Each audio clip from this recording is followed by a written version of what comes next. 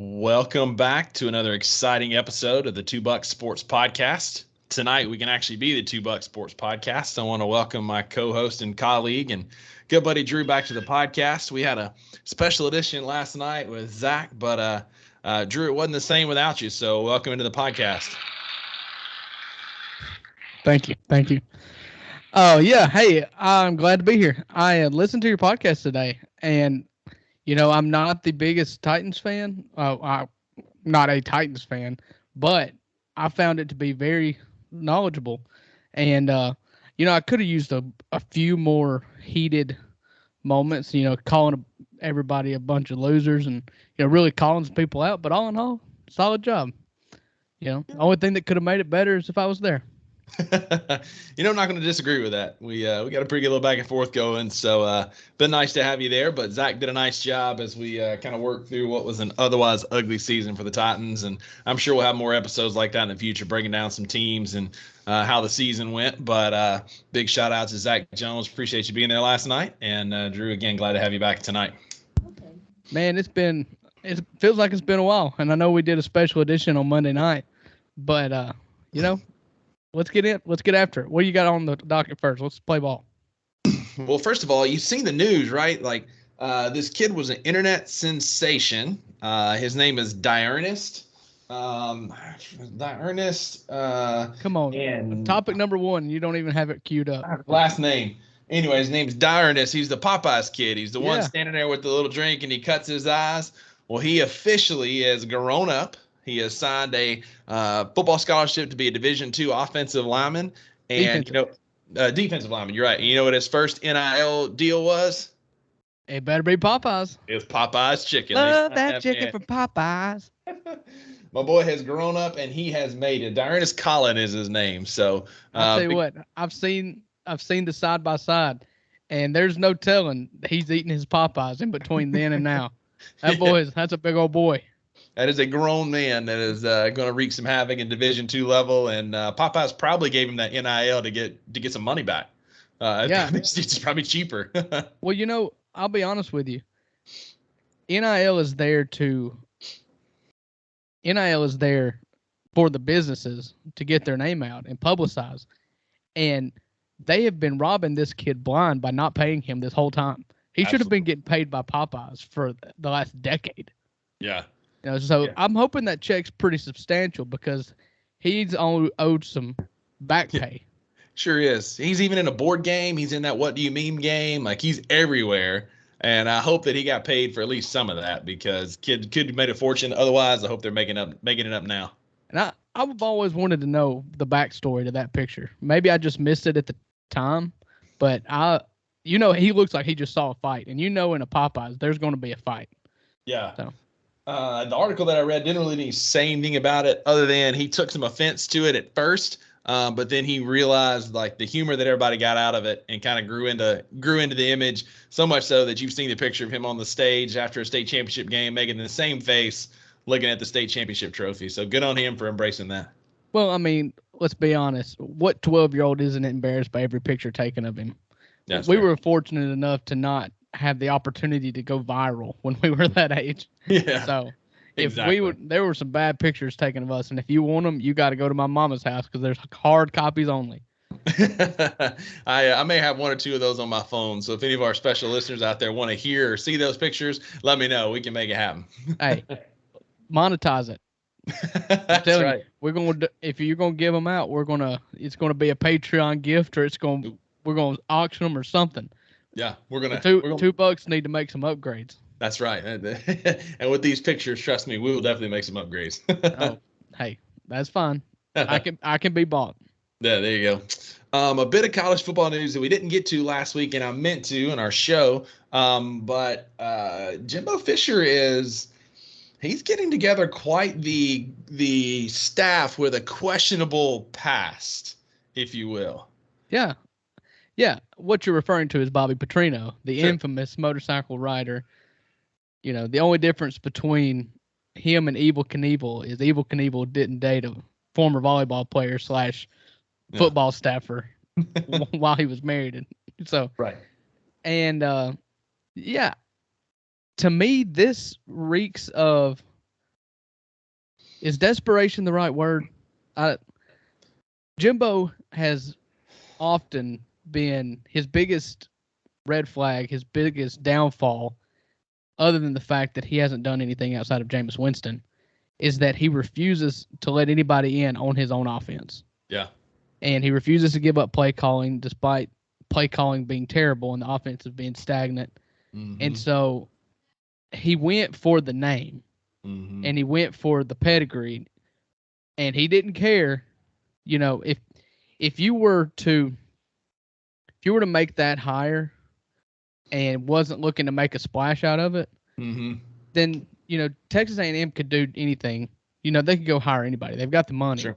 But the fact that they went for Petrino, who had taken the OC job at UNLV under Barry Odom, so the fact that they went for him when they could pay anybody says something to me, because he wants it to be known, and he wants everybody to see that he's willing, that he's giving it up.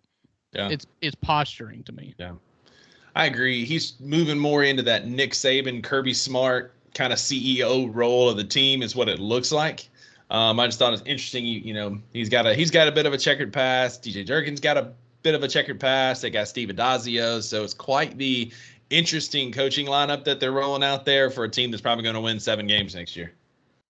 And he got DJ Durkin from Ole Miss, and DJ Durkin has got chops. He's a defensive guru. He turned that Ole Miss defense into something from absolutely nothing in 1 year. And I always hate to see him go. DJ Durkin will always be remembered for the incident at Maryland where an offensive lineman passed away during an off-season workout, in which he was worked too hard, and then the symptoms of a heat stroke was not treated correctly or quickly enough. Right. And he took the heat for that, and rightfully so, because it was his program, but he was not there. Yeah. It's his culture that he built, and that's why he's paying for it. And that's why it'll haunt him till the day he dies. Sure. But let's not say that he's the one that was out there running the kid either, and that he was the one forcing him to keep going. That was his staffers. He's responsible, but to a lesser degree.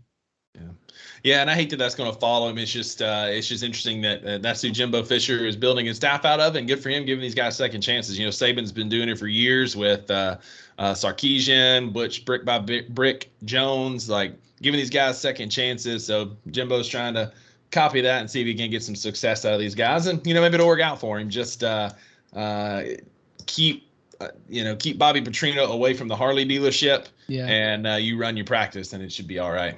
Well, and Bobby Petrino would have been forgiven, and he's been forgiven a few times. I mean, he's had some other jobs. The problem with Bobby Petrino is he's also a prick. Yeah.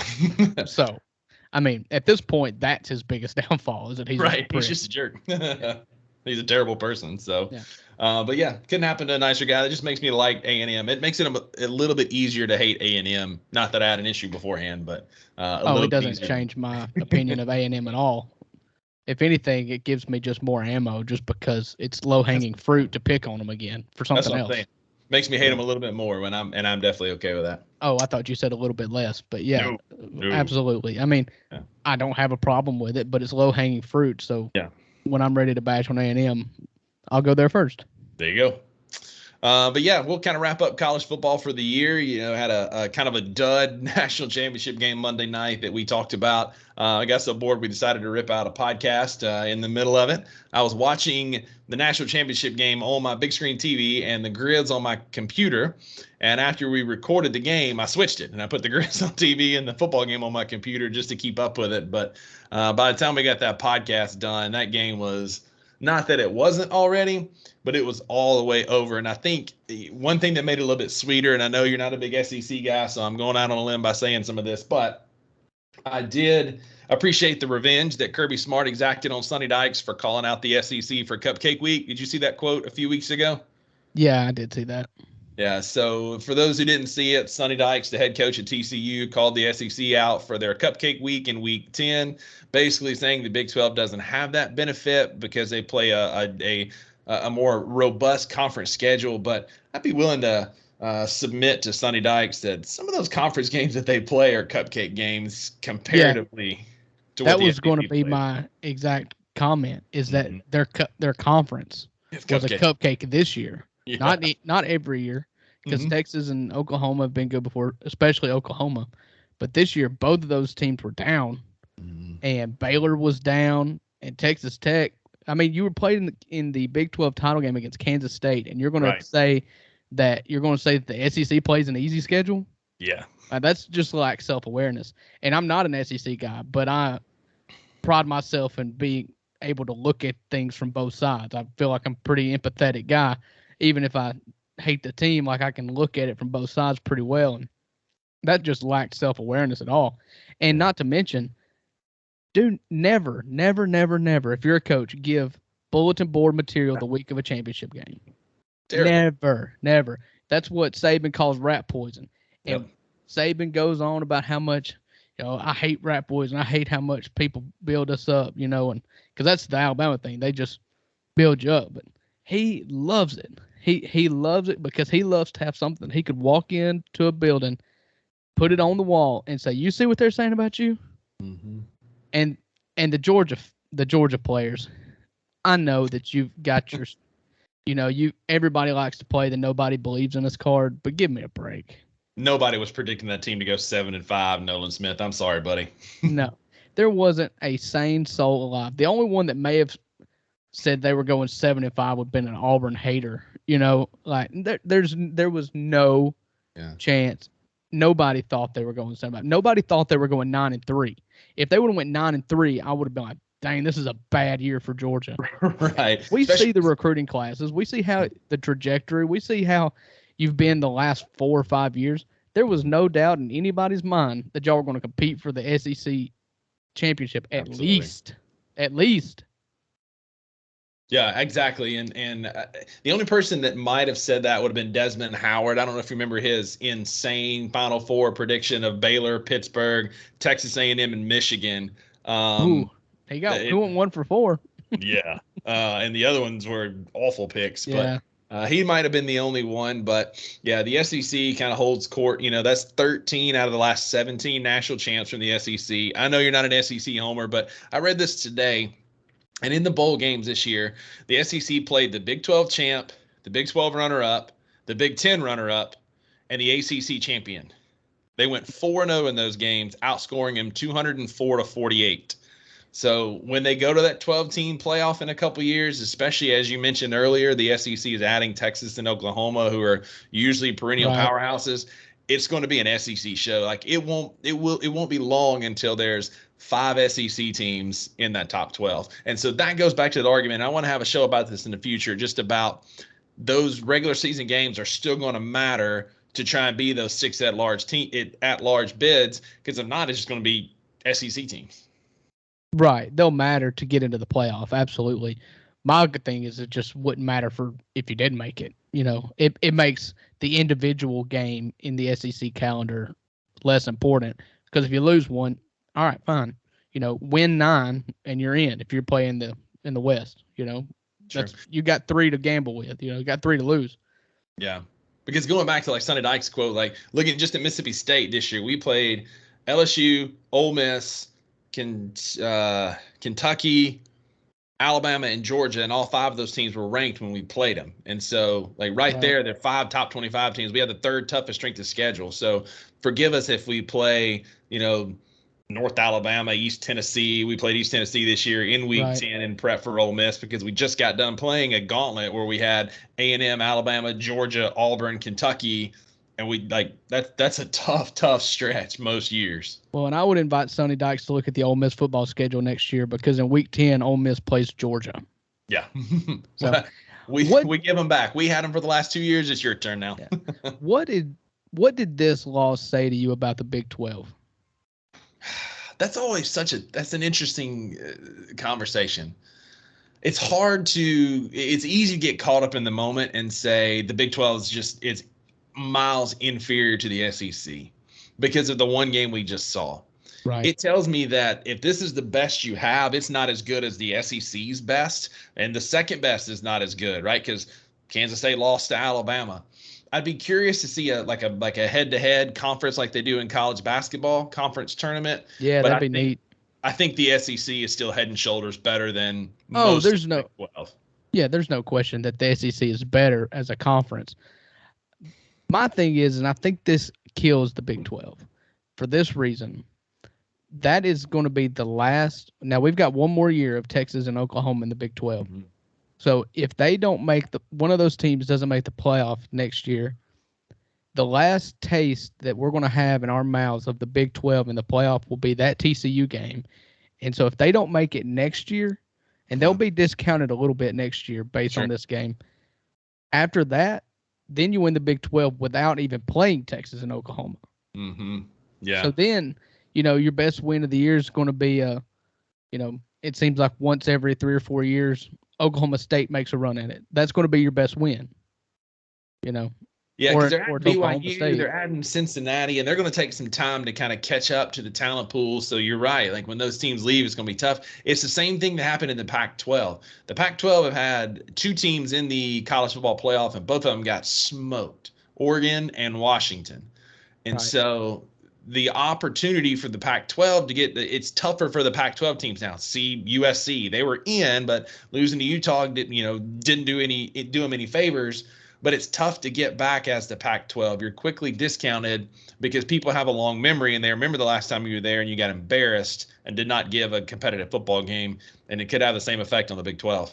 Yeah, and to put a bow on the game itself, that was one of those perfect storms, man. Yeah. The TCU is not 58 points worse than Georgia.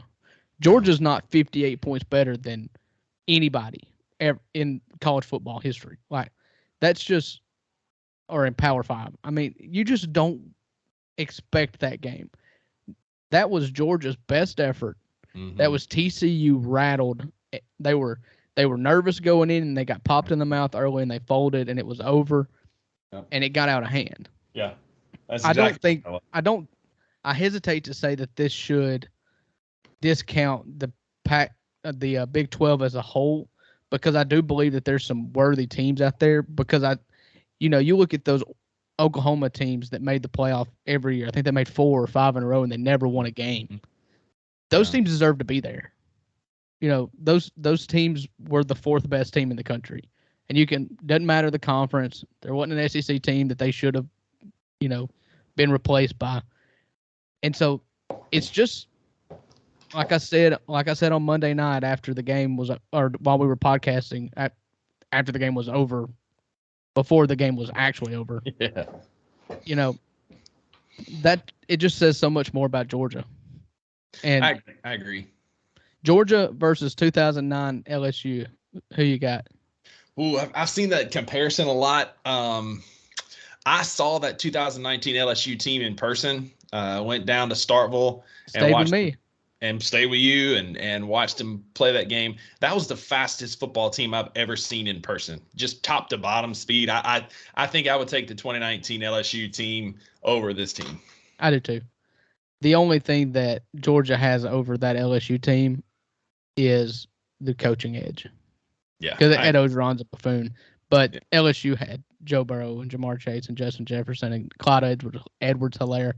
I think that's the best team in college football history. And Georgia was great and had a great run, but that team was special, and it felt special when you were watching it.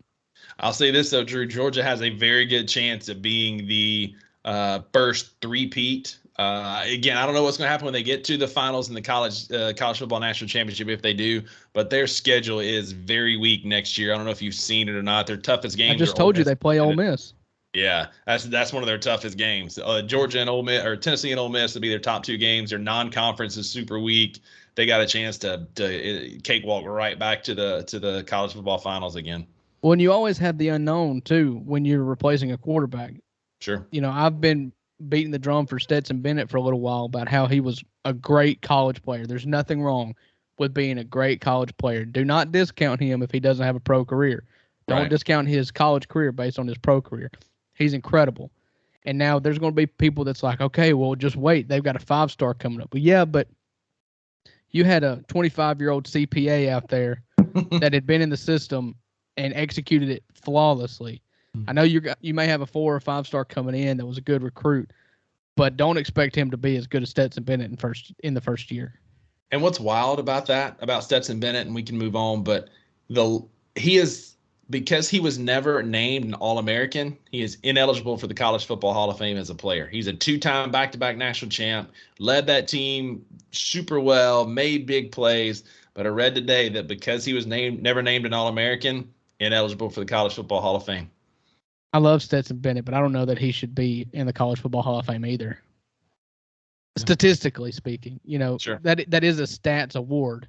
Now, wins play a part in it, but that was a winner in Alabama. Who won the? It wasn't the same quarterback back to back when they won in 10 and 11, was it? I know it might have been AJ McCarron. Was it McCarron, McElroy, then McCarron? No, McElroy was before the college. Was it Coker and then McCarron? Coker was in 14. So it was before that. So that was a team Ole Miss beat. That was Jake Coker. Let's see. So I know McCarron was one of them. So A.J. McCarron was 11 and 12. He was the back-to-back national champ. It was A.J. McCarron. Is A.J. McCarron a Hall of Famer? He was an All-American, so I don't know. I mean, but I'm saying if you think true. back of A.J. McCarron, do you think he's one of the greatest to ever play the position? Yeah, probably not. Yeah, see, that's where I stand. Give him his flowers. He deserves every bit of credit, and he deserves zero. You don't ever say anything bad about him, but I'm not going to go as far as say he should be an All-American or a Hall of Famer, rather. There you go. Well, switching gears a little bit, we can get back to some college football as we get closer to spring practice and that sort of stuff. And Drew, I don't know if you saw, but we're only about 30-something days. We're 37 days away from baseball at Duty Noble, so we'll have a ton of time to talk about college baseball coming up. I'm super excited. And we're going to talk college baseball. Absolutely. I know that is the most niche of sports to cover, but we love it. But I believe we branded this podcast as a podcast for Southern sports fans. Yeah. And there's no better area to target this niche market than where we're sitting right now. Yeah. And it's something that we both love. And, I'm the defending champion. Oh, God. And so, I'm going to be riding high throughout the whole season. Win, lose, or draw, we will be the champion until there's another one. So. Yeah, you're not wrong, but yeah, maybe that's our niche, right? There's a million sports podcasts out there. Maybe we find our niche in college baseball, but I'm like you, man. I could talk about college baseball all day and all night, not even just Mississippi State. There's just something about it's the best sport in my opinion, and college baseball is the best manifestation of it. I believe that college baseball is the best sport to attend in person. SEC college baseball, and I may should just limit that to Ole Miss, Mississippi State, LSU, and Arkansas. I was about to say, especially at the cathedrals, like Duty Noble, Swayze Field, like Alex Box, like those are the places you want to watch college baseball if you ever get a chance. Because I went 2 years ago, the year we won the title, played at South Carolina, and like it was just kind of a dud. It was some decent stadium, but it was just kind of a dud of a game. Nothing like games in Starkville or Oxford. Definitely worth experiencing at one of the true cathedrals of college baseball. And it is hands down the best game day experience if you have children, because they're tickets, especially midweek games, you can basically get your kids in free. They've got playgrounds, so you and mama can hang out in the stands. That's what me and my wife do. We watch baseball and send the older two. They go play on the playground and come back when they want to watch some baseball. It's the best experience for a family sporting event. Yeah, same in Starkville, with the left field lounge, grilling all day. You can walk back there and get some food, the tradition to fielding the outfilders. It's just such a family environment. I'm getting chills. We could talk about this all night, but we'll get into that. While we're on the subject of baseball real quick, go out of order a little bit. Have you been keeping up with this Carlos Correa saga that's been going on? So obviously I'm aware of who Carlos Correa is, which says a lot considering baseball, the Major League Baseball has done a terrible job of marketing its superstars.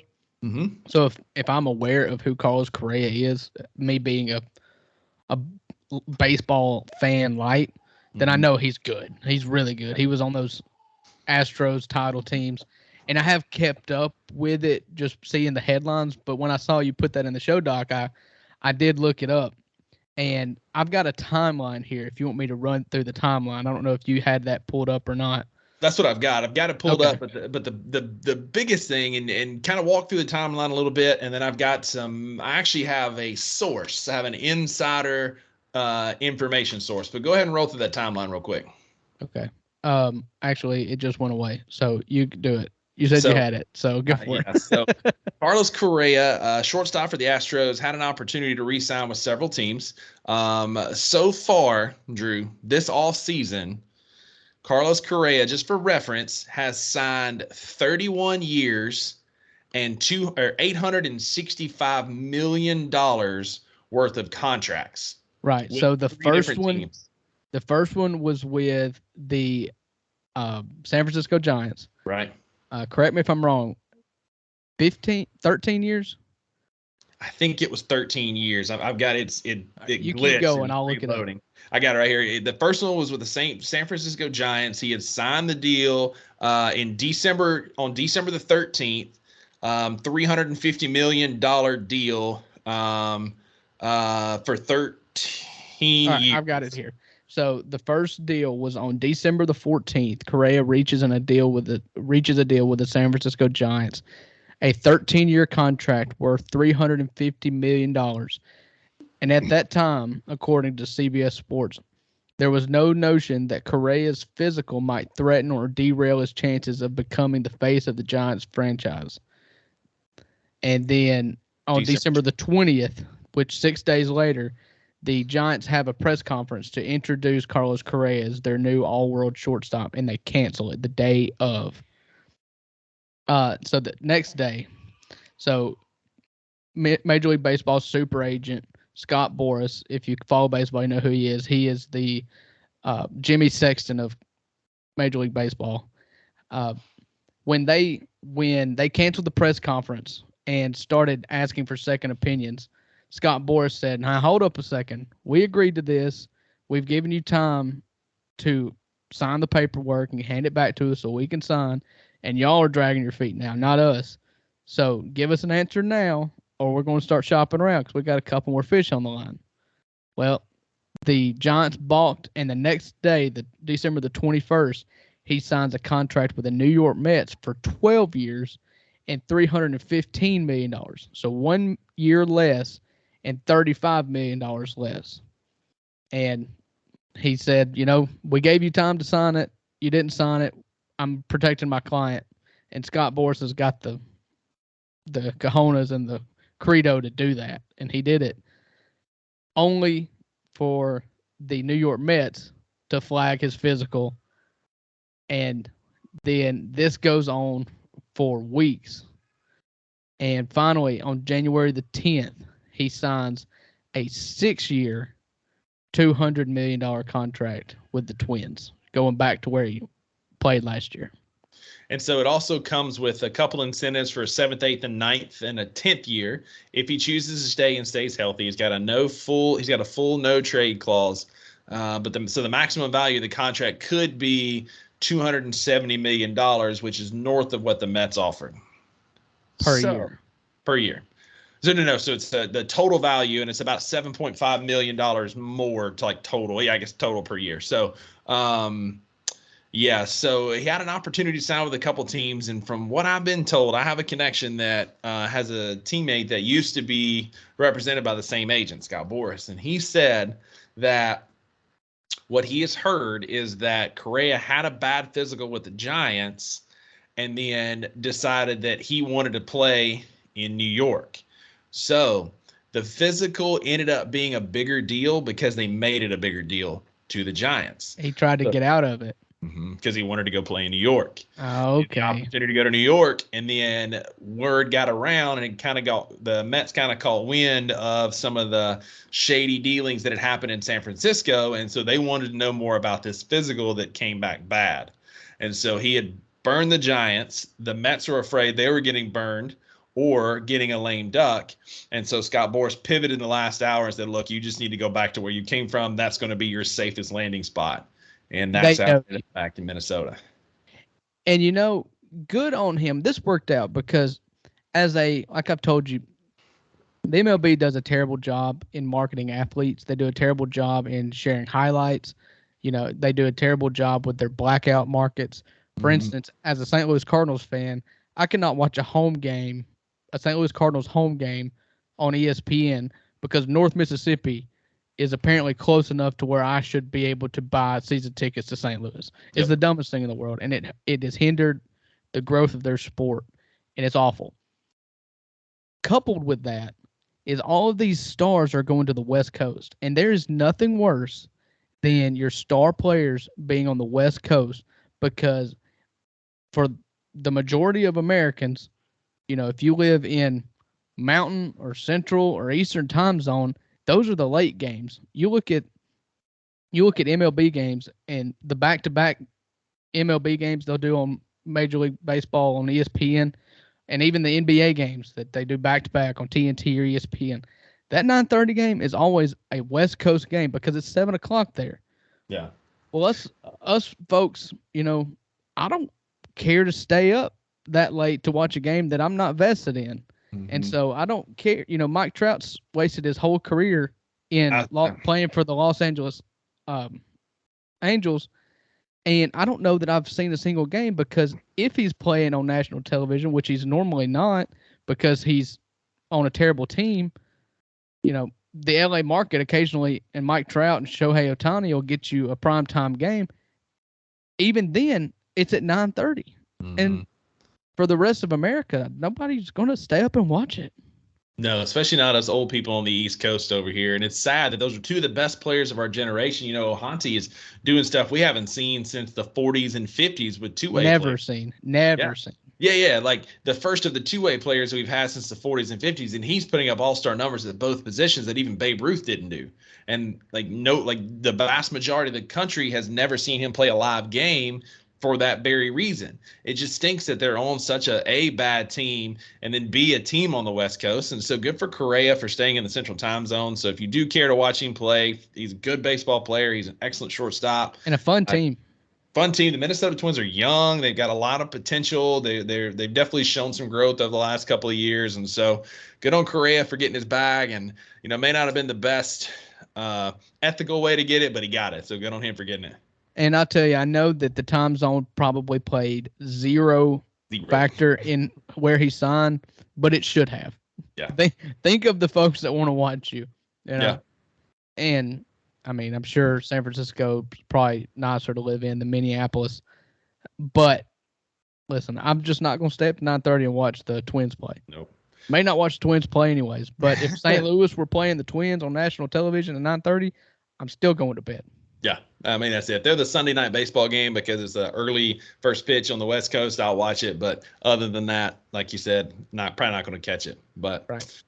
So we always talk about the Grizz, and I definitely want to get into some of the Grizz talk. But I don't know if you saw what was released yesterday. Every year at the midway point of the season, the NBA, they send it out right around Christmas. So it's been about 2.5 weeks ago. They send out a mid-season media survey.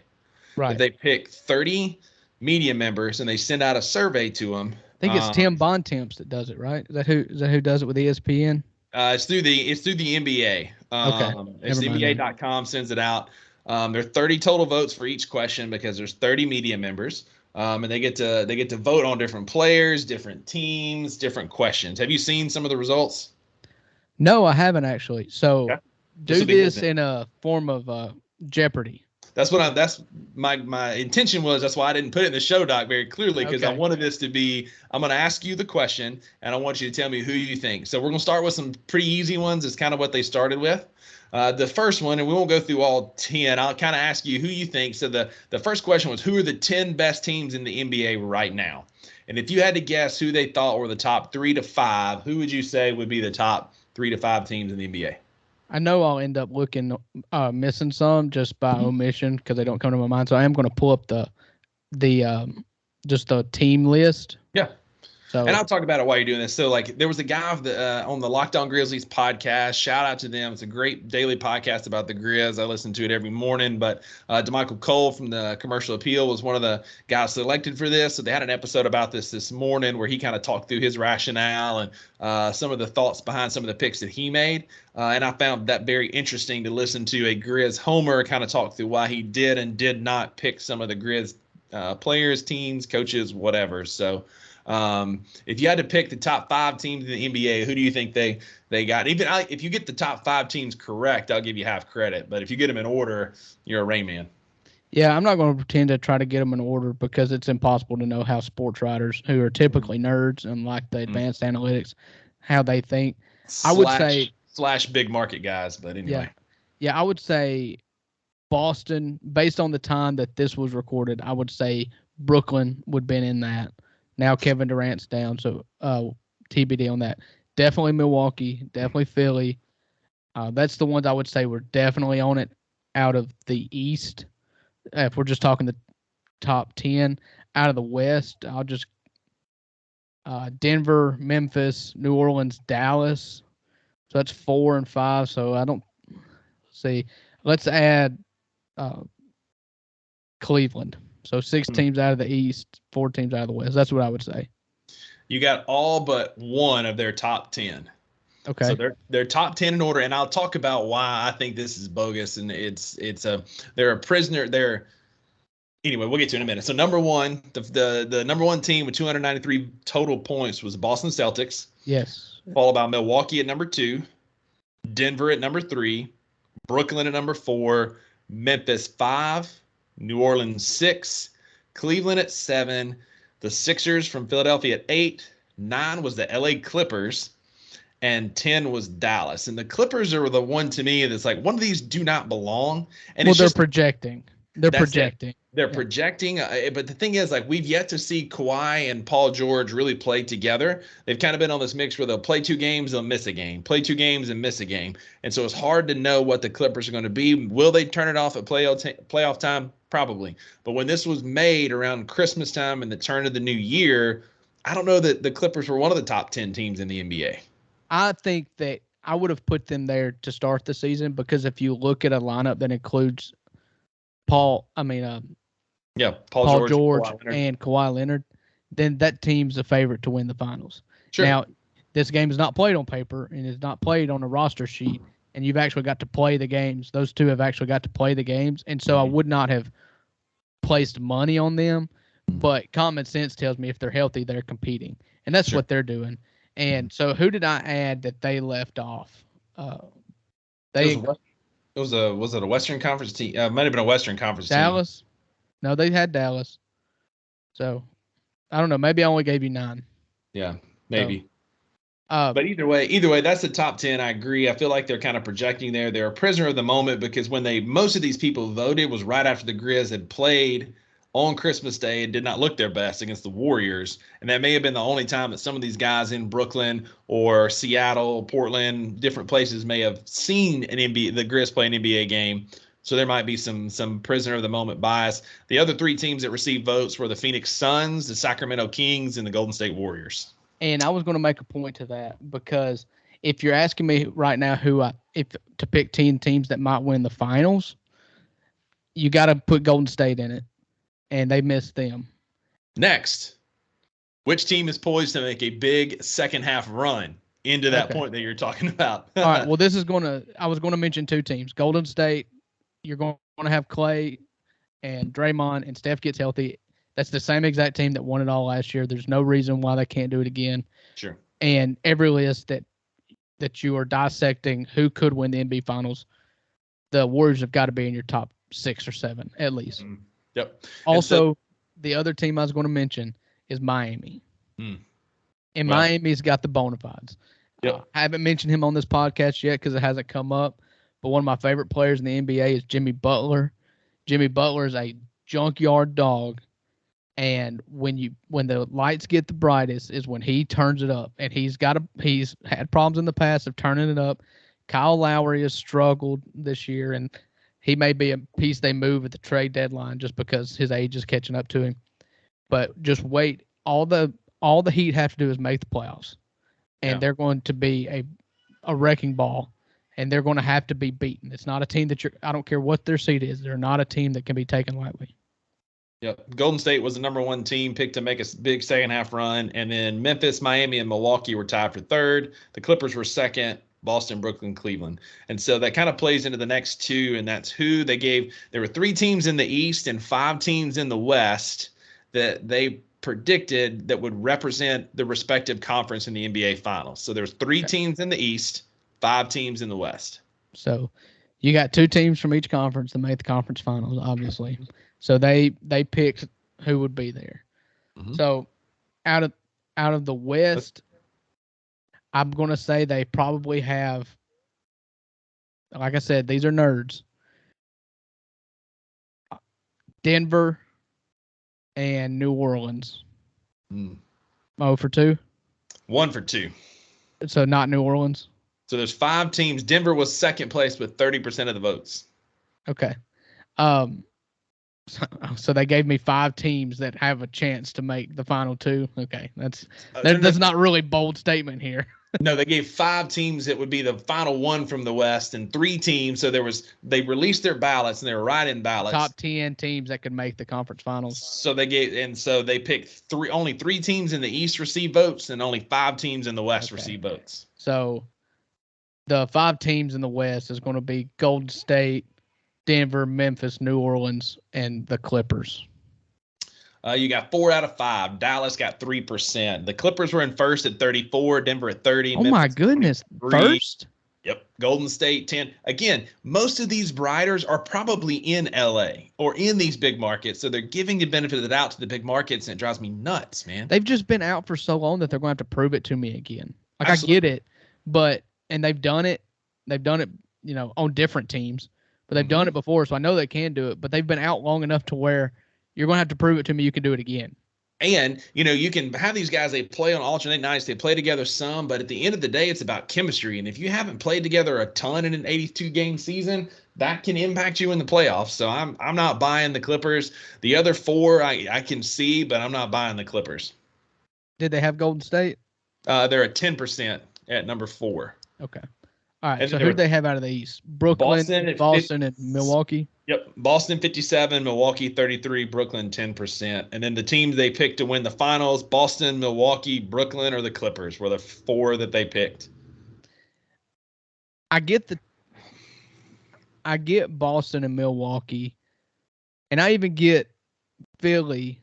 I even get Brooklyn if you can tell me KD comes back healthy. Mm-hmm. They kind of make it sound like it's not a month-long or like it's not a 6 to 8 week injury. It's more like a 4-week injury. Mm-hmm. And he's been at such a high level, an MVP level this year. It's just incredible to watch him play basketball. And Kyrie, since he came back from his anti-Semitism vacation, he has been incredible. And so I can see that. Yeah. I'm just not – it seems to me that they threw in a Western Conference team as a token. It's no doubt that the top end of the East is better than the top end of the West. And they just had to have a West team there. So. Yeah, but it shouldn't have been the Clippers. They picked the wrong one. But they picked the wrong one. It should not have been the Clippers. But anyway, there's a couple we'll kind of roll through, and then a few more I want to get your thoughts on. But next up, what has been the best game of the season? Luka's 60-point triple-double won that one over Denver's overtime win against Phoenix, and Spada's 71-point. The best play of the season was Luka's rebound off his intentionally missed free throw. Which was that 61-point game. Mm-hmm. Same game. Yep. The most surprising storyline, they voted this Brooklyn's bounce back was the most ahead of Sacramento being better, Golden State being bad, Minnesota being bad, Indiana's hot start. Storyline, though? That's the most bounce back storyline. It's absolutely Brooklyn. The storyline period of the NBA season has been Brooklyn. I don't know, man. How many times do you have a player that has to step away from a team for anti-Semitic views and has to go through coaching, basically, and PR training before he can come back? I mean, it is, and then to come back and be incredible. Yeah. So they are the story. They are the drama to the season so far. Season hadn't had just a ton of drama. They've had a ton of scoring and a ton of great individual performances and games. Mm-hmm. But story-wise, that Brooklyn story is fascinating. Sure. Based on what you've seen so far, the team that made the best overall personnel moves were the Cleveland Cavaliers. Kind of an obvious one. I want to guess it. Yeah. It's obviously it's Donovan Mitchell. Yep. Which rookie has been the biggest steal related to where he was selected in the 2022 draft? Benedict Mathurin. He was third at 17. That's not true. Yeah, behind Franz Wagner. Mm-hmm. Okay, who? Walker Kessler was second from Utah, who we've seen, and he's a decent big. He's good. And then Andrew Nembhard from Indiana. He's from Gonzaga. Yeah, but he's at Indiana. Oh, yeah, he's at Indiana. Mm-hmm. Sorry. Yeah, I mean, they've got him there because I think he was a second-round pick. Yeah. So, honestly, if you want to know the best value in the draft so far, it is, Paolo Banchero. I know he's pick number 1, but my goodness, is he incredible. Yeah, right. Which goes on to the next one. Who's on track to win Kia Rookie of the Year? It's going to be a unanimous. Yeah. He is 97% of the votes. Second was Benedict Mathurin from the Pacers. Yeah. So, yeah, it should be unanimous. It probably won't be because we remember how Josh should have been unanimous. Right. But one bozo in Indiana voted for Zion, even though he played like 20 games that year. Yeah. Not surprising here. Who's on track to win the MVP of the season?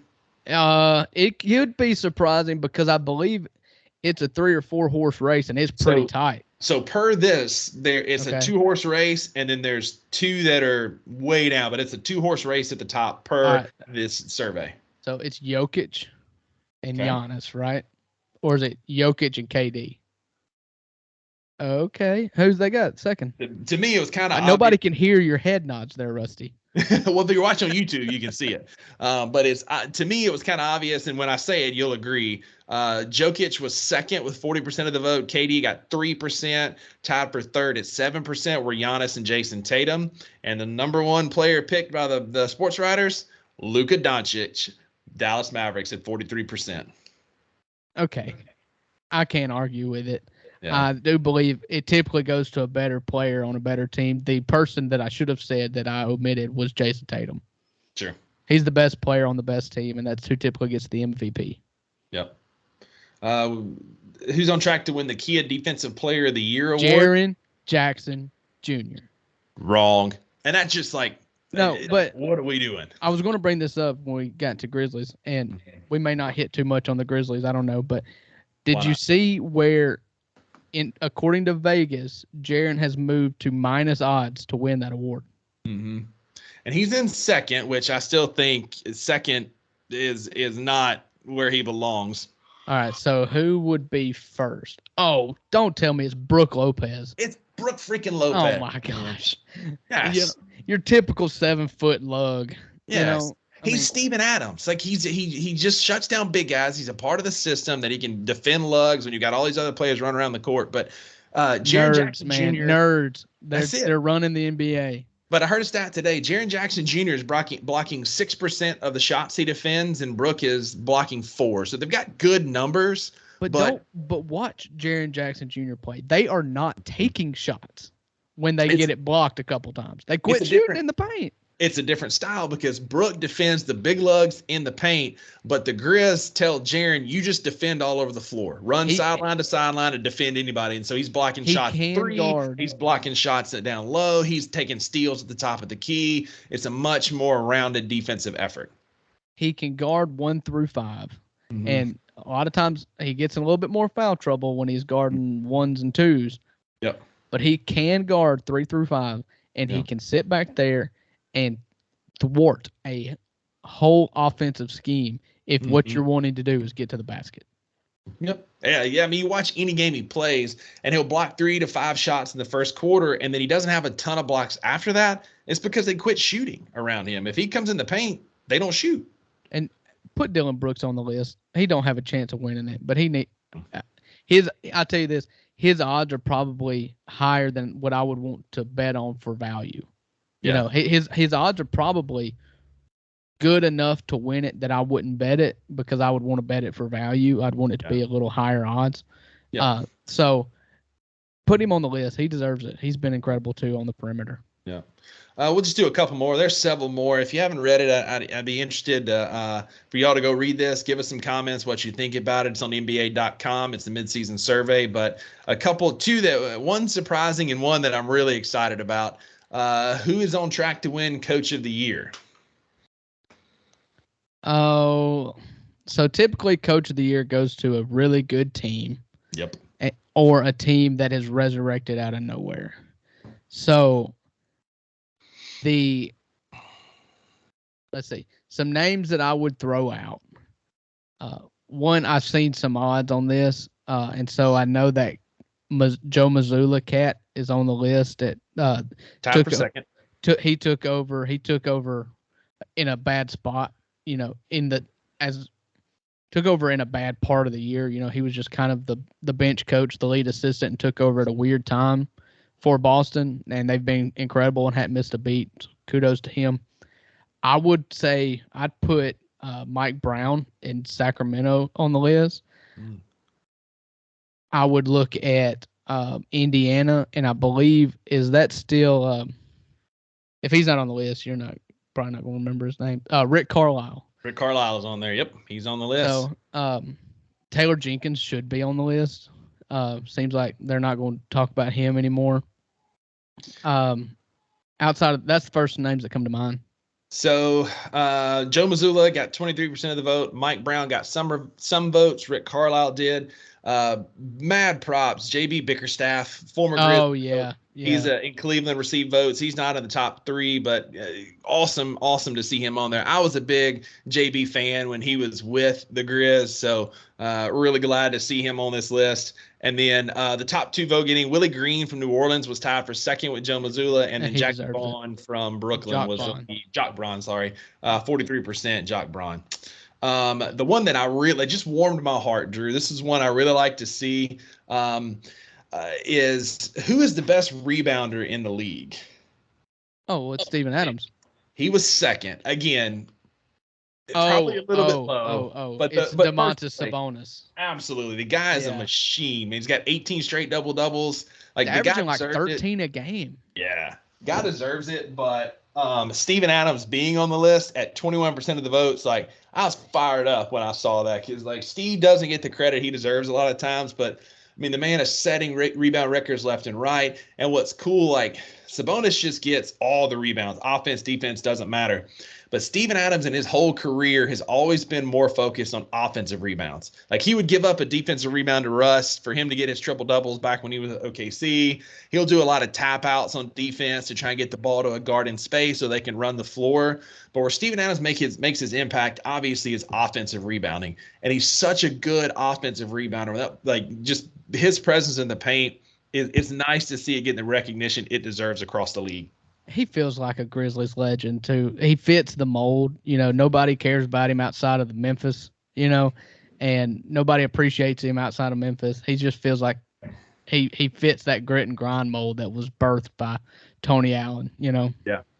And so, yeah, of course, he's an incredible rebounder, and the nerds that call themselves NBA journalists appreciate that because they look at a lot of spreadsheets. So yeah. Yeah, and speaking of Steven Adams, the Grizz have been on a hot streak, man. It's the longest active win streak in the NBA, won 7 in a row, including 3 since we last recorded. We beat the Hornets the night we did record, and then beat a good young Magic team in Orlando, which was a good road win, particularly because, Drew, I'm sure you watched it. We played good for 3.5 quarters, and the Magic just came out in the fourth and just punched us in the mouth. They played really hard in the second half and tried their best to come back and beat us in that game. That's a team that can beat you. Yes. They can beat you. And of those, I was going to make a note here, 6 of those wins in a row were on 3 consecutive back-to-backs. Right. Which is unheard of. Yeah. Yeah, we're playing great basketball. And without Ja. The strength of schedule without Ja and Brandon Clark. And Brandon Clark gives us quality minutes off the bench. And that's kind of one of my other points I was going to bring up later, but now's a great time to bring it up, man. Xavier Tillman Sr. has been clutch in the absence of Brandon Clark. He's not going to have these gaudy stats. Like, his stats aren't great. He doesn't have the big numbers that Steve and Brandon are going to put up. But his presence in the paint, getting those gritty rebounds, being aggressive, blocking and altering shots. The guy was just 3 weeks ago logging serious minutes for the hustle. And here he is now playing quality minutes for an NBA leading team. He's playing really good basketball. It's been fun to watch X. He's really stepped up in the absence of Steven Adams, who was sick, and now Brandon Clark, who's hurt. And the thing about Xavier Tillman is the character of the fellow. Mm-hmm. He was one of those 4-year college players that the Grizzlies love, who come in mature. I mean, heck, he came in with 3 kids and balding. He looked like he was 45 years old. And he's a Michigan State Spartan. We love our Spartans. Yeah. And so the character of Xavier Tillman because he looked at that roster. I don't know if you heard this or not. He looked at that roster and he was sat down. He was told, like, you're not going to have a steady minutes here. You're going to be an end of the bench guy. And he volunteered. He said, well, let me, instead of sitting here and being a good teammate and, you respecting my veteran presence here, because he is now a veteran on this team, the veteran presence on the end of the bench, send me to the hustle. Let me get some playing time. Let me improve. Let me play. And, his contract doesn't change. I mean, he's going to get paid the same whether he sits on the bench or whether he plays for the hustle or if he plays for the Grizzlies. And so for him to volunteer to spend his time for the hustle, to work on his craft, I mean, it says a lot about the guy. He's a guy that's not going to get down on himself. He's not going to get down by his role. And it's the Grizz culture that has been set by Taylor Jenkins and Zach Kleiman all the way down to the end of the bench. You look at the end of the bench, and that's where you get you can see your culture. Teams that don't have that culture, the end of the bench is checked out. When the starters go down and it's their time, they're not ready. And when they're not getting any playing time, they're the locker room cancers. They're the ones that's not paying attention or horsing around and not being focused. You look at the end of the bench at the Grizzlies games, on the Grizzlies lineup, it's rookies. It's the two rookies. It's Xavier Tillman, Santi Aldama.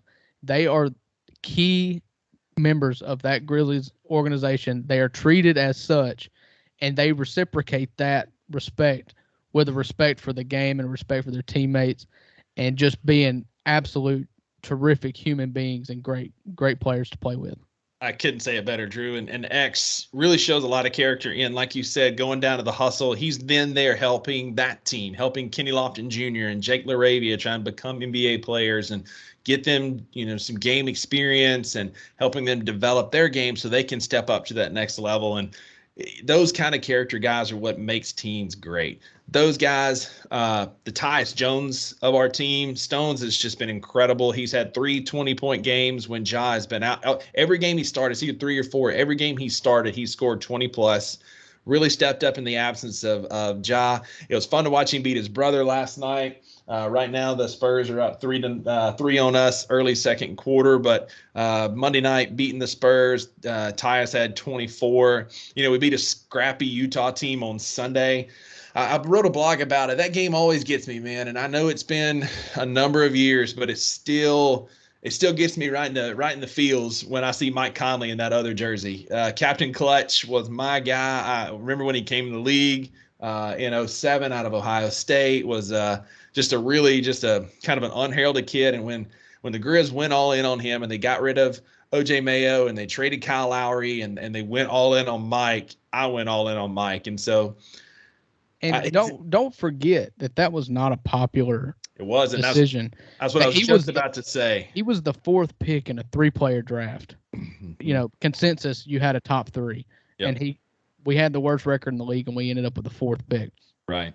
And he struggled early, and they made a decision to trade Kyle Lowry and stick with Mike, probably because he was cheaper, honestly.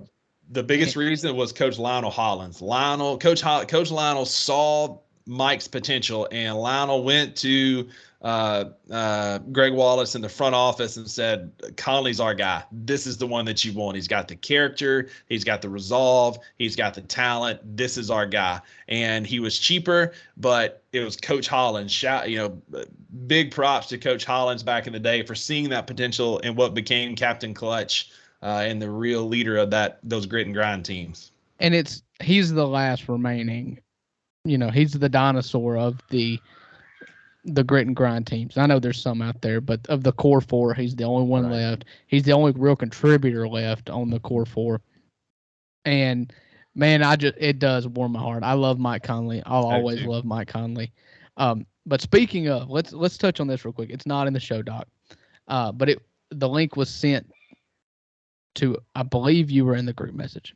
Patrick Jones sent me a message. We're in 2 different groups. I don't know if it was the fantasy football group or the other one.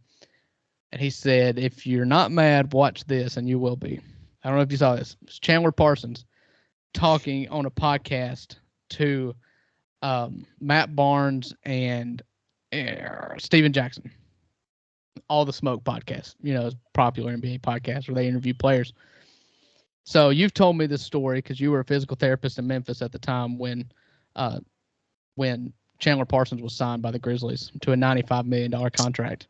Yeah, I was on the beach I was actually hanging out with one of the guys that he worked at Campbell's Clinic, and he said everything we told him was to not make this deal.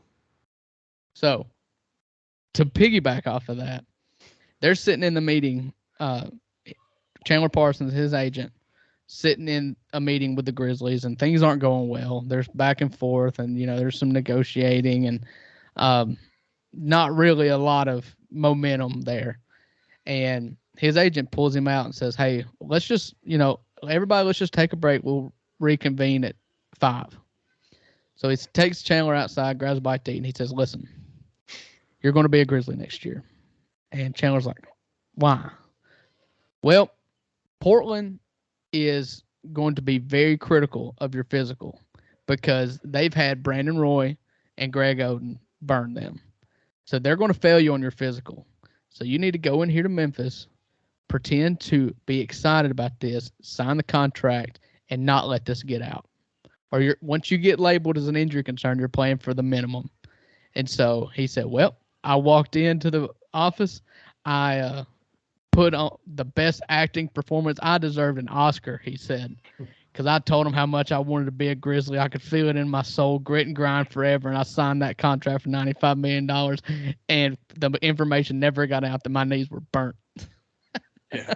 And then we got one 20-point game out of it in the entire time he was there. He spent more time in LA than he did in Memphis. And what a disaster that was, man. Ugh. The worst contract ever signed in the NBA. Yeah, absolutely. Even worse than Allen Iverson when he was a Grizz. But my butt hurts. Yeah.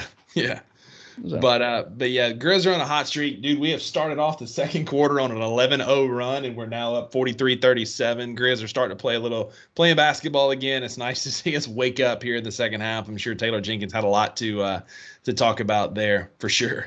Right. And first game for Ja getting back, he's probably finding his sea legs a little bit. So he's got 14. He's taking his normal. Maybe not then. But he's got 14. He's the only starter in double figures. Dylan has 0 right now. Jaren's got 4. No blocks so far. The Grizzlies are shooting 80% from the 3-point line. Go figure. That's not going to continue. Our second leading scorer is Desmond Bain. Third leading scorer is the man who is featured on this podcast.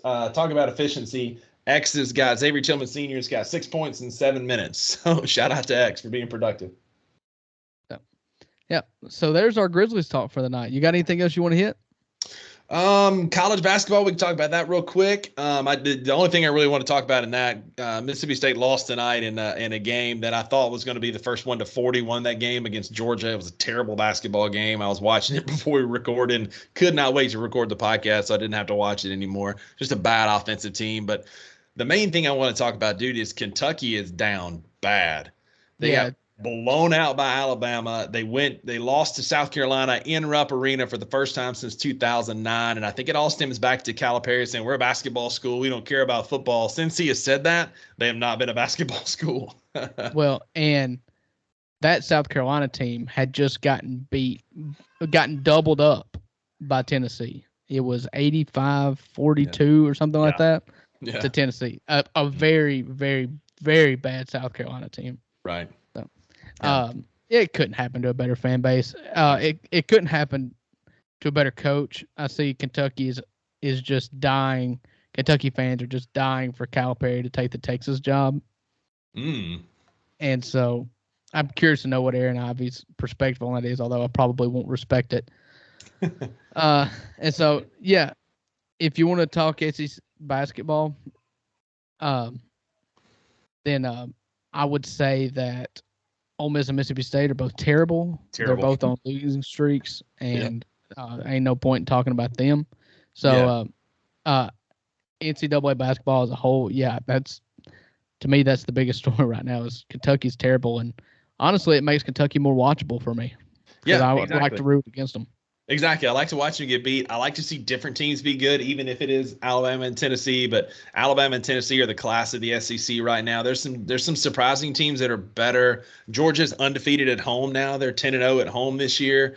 Missouri's on a bounce back. Auburn's not bad. LSU's got a hot start. Um, I think there's going to be some parity in the SEC this year. I'm just grateful it's not Kentucky. But anyway, we'll move on from that real quick just because I don't want to belabor a bad basketball anymore. Drew, we've got some NFL playoff games this weekend, and I think we can do a deeper dive later. But we kind of went a little bit long talking about some of the NBA tonight, which is always fun. But the NFL wild card and first round of the playoff games start this weekend. The first game up on Saturday. We'll kind of roll through just a quick overview and we'll give our picks for it. But first game is Saturday at 4:30. It's the Seahawks and the 49ers. It's at San Francisco. Okay. I would say that out of all the games, this is the second least watchable for me. Exactly. I would find it hilarious for the Seahawks to beat them because they are bitter rivals and the 49ers have a lot of love the NFC's weak. And so there's high as favorite as anybody. I mean, sure, Philly, but is there a big difference in Philly and San Francisco? I don't think so. I think it would be hilarious that if Seattle would beat them at home, but I don't really have a take on it. I think San Francisco's better than Seattle, but San Francisco's still starting Brock Purdy. So, yeah. I don't know. I think Brock Purdy's putting up points because it's Kyle Shanahan's system. I think you can plug just about any game manager in that system, and they're going to win a ton of games. But I do think San Francisco made probably, in my opinion, the best move of the NFL season in trading for Christian McCaffrey. He was made for Kyle Shanahan's office, and has made that team so much better. I think San Francisco has a real chance to represent the NFC this year.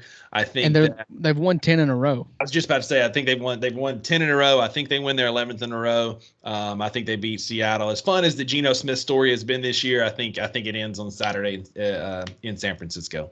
Okay. Saturday night, 8:15 in what is another dud, in my opinion.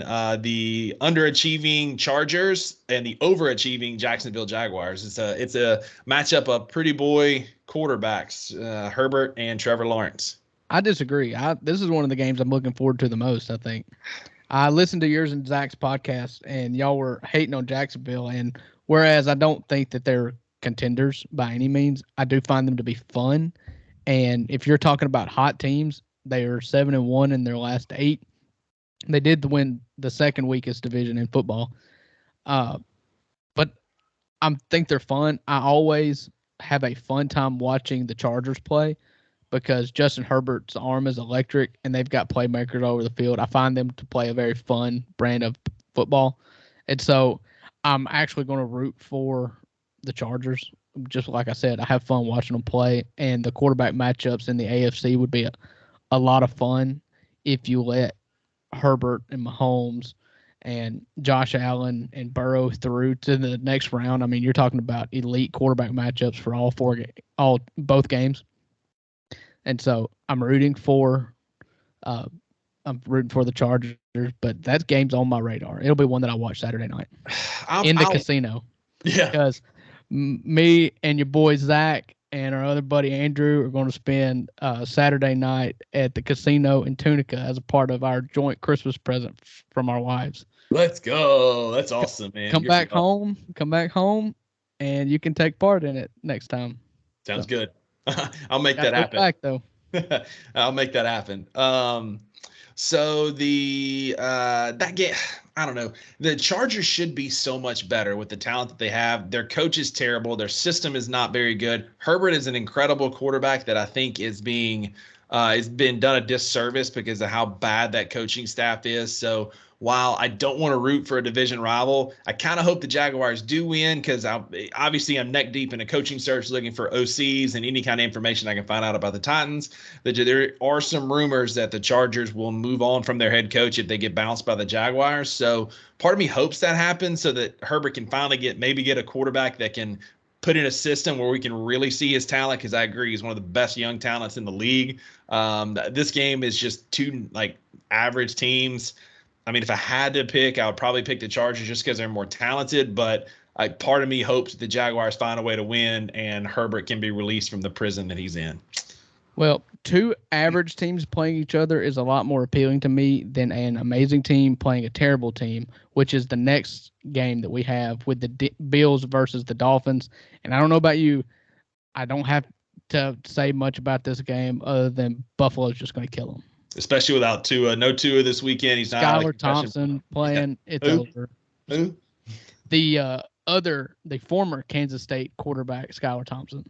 Yeah, the Bills are going to absolutely smoke them. They're playing emotional football right now. DeMar Hamlin was sent home from the hospital. He seems to be doing really well, recovering there in Buffalo. So Bills by 90. The Bills Mafia is just they're going to roll through the Dolphins. That's at 1:00 on Sunday. Hey, give these times Central. You're the only one listening out there on the wrong coast. There's a few. We got a few listeners in Paulie. That game is at noon. Noon 1 Eastern. At 3:30 Central, 4:30 Eastern, we've got an intriguing matchup. Danny Dimes and the New York Giants taking on primetime Kirk Cousins. This game's at 4:30, which matters if you're a Vikings fan, but the Giants play at the Vikings. This was the game that is the least appealing to me. Ooh. Because I don't care anything about watching Kirk Cousins and the Vikings play. The Giants are a good story. They started better than they finished, and I think Minnesota beats them, and I think it's just not a fun football game to watch. I only judge these games based on watchability, and I don't see the watchability of this game being – I don't see it. It'll be less entertaining than Jacksonville and Los Angeles Chargers. Well, these two teams just played a couple of weeks ago. The Vikings won on a late field goal, 27-24. It's a rematch from just a couple of weeks ago. I agree. It's not one that I'm going to be itching to watch. If I have something else to do at that time on Sunday, I'll be doing that. I'm not saying that it won't be close. I'm saying it won't be fun to watch. So, yeah. So after that, the night game on Sunday night, which I believe should have been the best game of the weekend.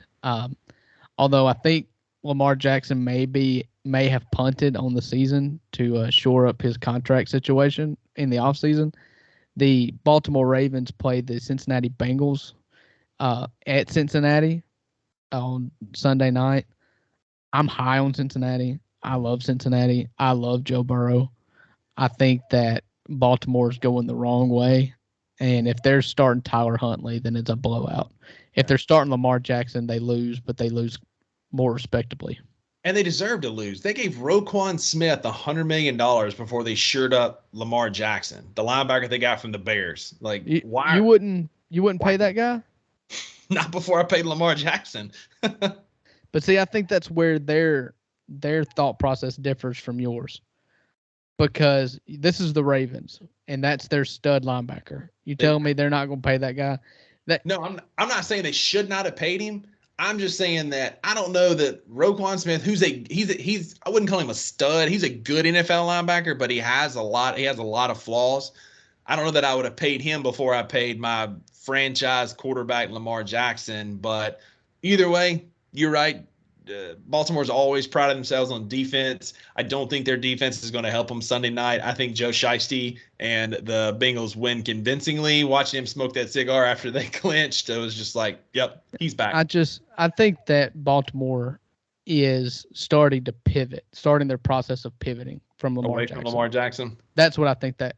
And I don't think that contract, because I mean, it's $20 million a year. That's not a irresponsible contract for a linebacker. No, and again, I have no issue with the contract itself.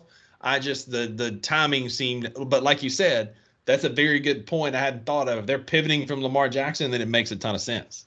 But I think they could pay Lamar Jackson the max as well as have this $100 million, $20 million a year contract for Roquan Smith. I think they could pay both. I think they're separate issues, and one of the issues, the most pressing issue of the offseason for Baltimore is obviously going to be locking up Lamar Jackson. And I just don't know if they want to pay him $250 million. And I don't know that they should. I don't either. He's a running back with a decent arm. I was listening to a podcast today recounting all the greatest Mississippi State bowl games of all time, but one of them was we just beat the crap out of Lamar Jackson. 3 picks on that day, just beat the crap out of him. That was before it was cool to sit out, or he would have sat out. Right, or he just sat out. Yeah. Terrible bowl game. He played like he was sitting out. Right, he did in theory sit out. Yeah. But Bengals by 90. That one's not going to be close. And the last one of the weekend, of the wild card weekend, is Monday night at 8:15. Tom Brady, who is 7-0 against the Dallas Cowboys on Monday night, 8:15 in Tampa Bay. I think Tom Brady moves to 8-0. I'm a homer. I love me some Dak Prescott. I love everything about him. He's a good dude. I just think he needs I don't know if Dallas is the best fit for him. I think Tampa Bay can win this game. It just depends on what happens with Dak. If he has one of the nights where he does throw some picks, and to be fair, which is every night since in he the got last back few from games, injury. It's hard though because a lot of those picks, because I try and watch him anytime he's on TV, he can't help it if he hits a guy in the chest or the hands and it bounces up and gets intercepted. That's not on him. But and that happened a lot. Yeah, but there's a lot of bad decisions as well. It's a lot of arm punts, because he just can't put the ball where he wants it. This game is going to be billed as the marquee game. Obviously, they put it on Monday Night Football. It's the America's team and quote unquote Dallas Cowboys against the Wonder Boy Tom Brady, the ageless wonder.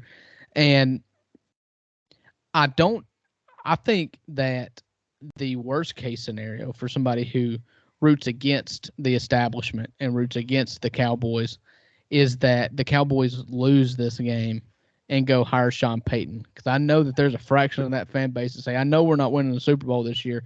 Let's lose, fire dud Mike McCarthy, and finally make it happen with Sean Payton after a decade of speculation. Again, that's why I think there's a good chance that they lose this game. Dallas' defense is great, but Tom Brady finds a way to win in the playoffs, and until he proves me otherwise, I'm not betting against Tom Brady in the playoffs. Yeah, never bet against Tom Brady in the playoffs, especially not in the first round. Especially not the first round. Monday Night Football, the spotlight's there. He'll think he's 30 again or 25 again, and they'll beat the brakes off the Cowboys just because it's the playoffs. Right. And that's the playoffs. All right, real quick, just one-word answer. I'm going to ask you 2 questions, both of which one-word answer. Okay. Who are you pulling for? Who do you want to win it? And who do you think's going to win it? The whole thing? Yeah, Super Bowl. Before the playoffs start and we eliminate half the field. And don't forget about the 1 seed. You've still got Philly and you've still got Kansas City. I think the answer is the same for me. I think and I want Buffalo. I want Cincinnati. I think it'll be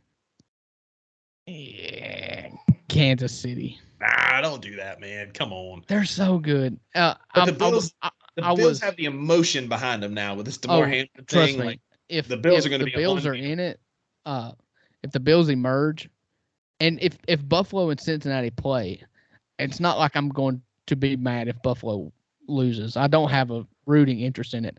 I love Joe Burrow, honestly, sure. and I love Josh Allen. I think Buffalo's got the best uniforms in football. I would love to see Cincinnati break through and do it. And yeah, Buffalo is a very, very razor thin close second. I just think that Kansas City is. I saw them do the little ring around the rosy play. And I'm like, okay, well, that they're playing chess and everybody else is playing checkers. I hope we get it again because if it's anything like last year's playoffs, that Chiefs-Bills game was one of the best football games of any level ever seen. Yeah. Ever seen.